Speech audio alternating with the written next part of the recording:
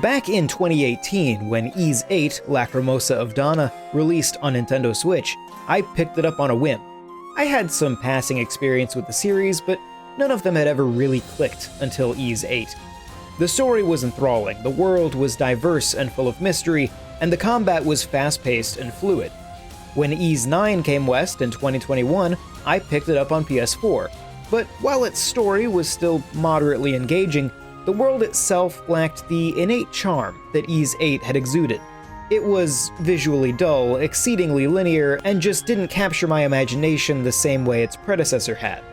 That being said, as someone who had only really found an interest in the series a few years earlier, I was willing to accept that perhaps I didn't actually like modern Ys, but rather just Ys VIII specifically.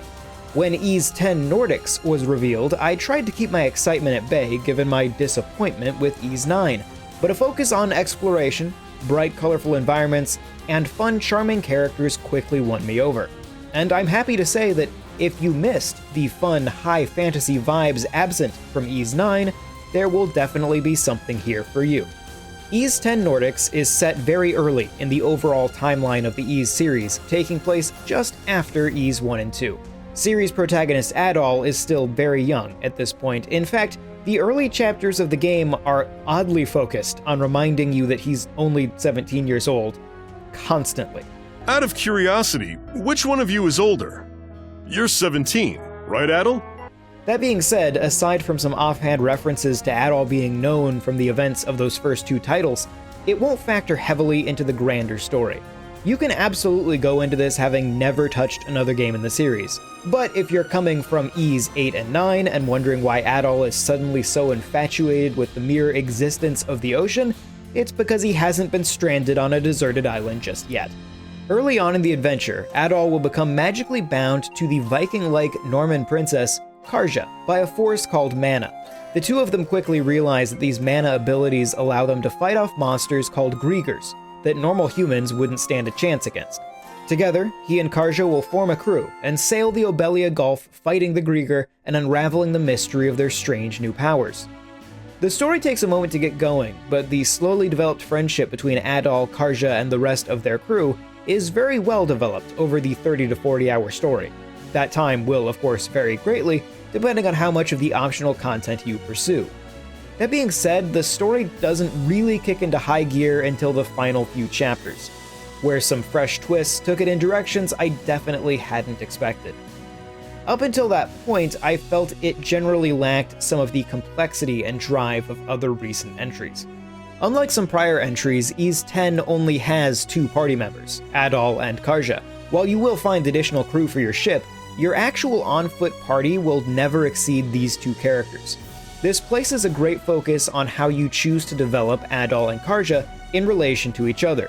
In general, I found Adol was most effective for fast-paced one-on-one fighting, while Karja could be used for large area of effect attacks. You can switch between characters at any time during combat. You'll need to do this a lot, as while the computer-controlled character will still engage in combat, they won't make use of their special skill attacks. By holding down the right trigger, you can control both characters at the same time, allowing for more powerful team attacks and another unique set of skills. These skills are mostly unlocked via an upgrade system.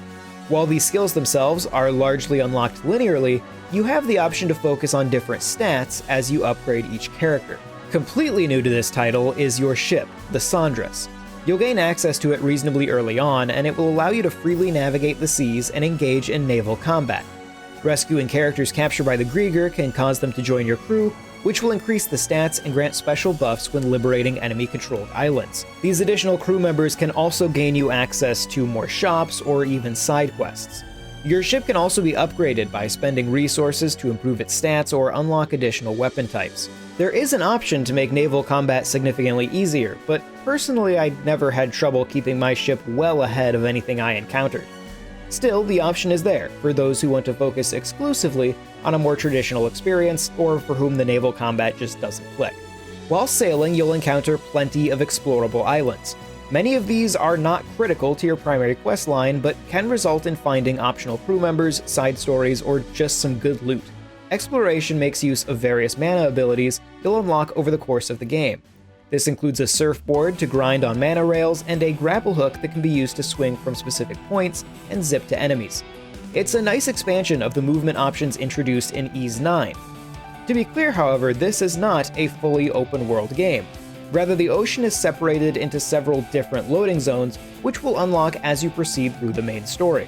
I found this worked well, as it was never too daunting to fully explore one area before moving on with the story and unlocking the next. But for those who are less interested in exploration, the vast majority of this content can be skipped entirely, though I wouldn't recommend it. Ys 10 makes use of a new engine for the series, and the Nintendo Switch was a lead platform for the title this time around, rather than being a separately developed port as had been the case for the prior two numbered entries. This makes a massive difference, and Ys 10 looks great on Nintendo Switch. Outside of some issues with detail pop-in in some of the more densely populated urban environments, the game holds up well both in terms of resolution and performance. Some of the more extreme set-piece moments can cause momentary dips to frame rate, but these are an exception to the norm. The one area in which Ys 10 still feels quite dated is in its highly segmented world design. Outside of very small islands, the vast majority of landmasses in Ys 10 consist of multiple loading zones. Even your relatively small ship is separated into 3 separately loaded areas. While the loading times are not long, this is one area that I'd hoped an updated engine may alleviate. The loading in the overworld is significantly less of an issue, as these zones are comparatively massive, and you'll almost never find yourself sailing through multiple zones in a row, especially given that you can quickly fast travel to any island or merchant ship you've discovered on the map at any time. The same goes for islands, which are dotted with checkpoints, making return visits for side quests very fast. As expected for the series, the soundtrack is excellent. It swaps effortlessly between more quiet, introspective pieces straight to wailing guitars as you fight your way across an enemy-infested island. The voice acting is also generally quite good. Karja, who is by far the character with the most lines, is well performed. Adol speaks inconsistently to a somewhat distracting degree. It's as if the game can't decide if it wants his lines to be delivered aloud or not. He'll go for multiple chapters with his dialogue simply being paraphrased by a text box, only to suddenly deliver a random, fully voiced line of no particular importance in the next cutscene. It's almost like a jump scare anytime Adol actually talks.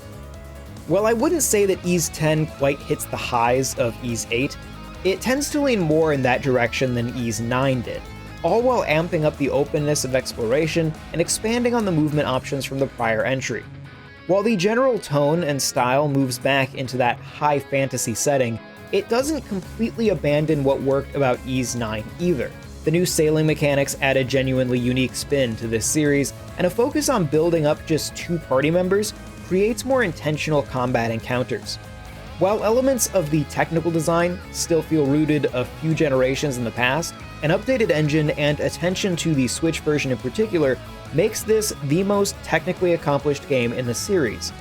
Perhaps most of all, Ys 10 Nordics presents a fun world to exist in, and a charming cast of characters that I became genuinely invested in.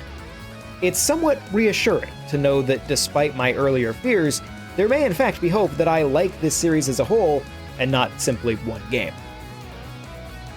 This video was made possible by our generous supporters on Patreon. Did you know that Nintendo World Report is funded directly by fans like you? When you support Nintendo World Report on Patreon, you get immediate access to multiple exclusive podcasts every month, exclusive Discord channels, an early look at select content, and more, all for as little as $1 a month. Check out patreon.com/NWR for all the details.